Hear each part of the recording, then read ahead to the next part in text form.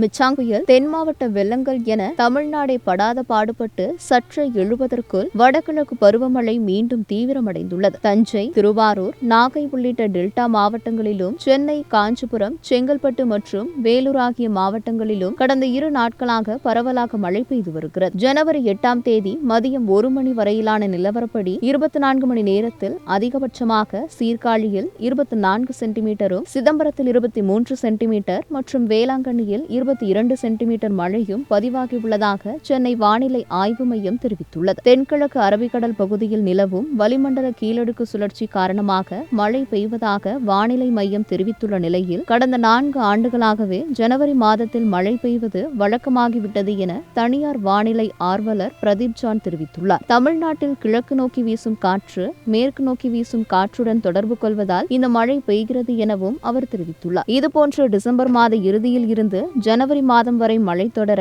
லா நினோவும் காரணமாக இருக்கலாம் என வானிலை ஆய்வாளர்கள் கூறுகின்றனர். இந்திய பெருங்கடல் பகுதியில் வெப்பநிலை அதிகமாவது எல் நினோ எனவும், வெப்பநிலை குறைந்து மழைக்கான சாத்தியக்கூறுகள் நிலவும் சூழல் லா நினோ என்றும் அழைக்கப்படுகிறது.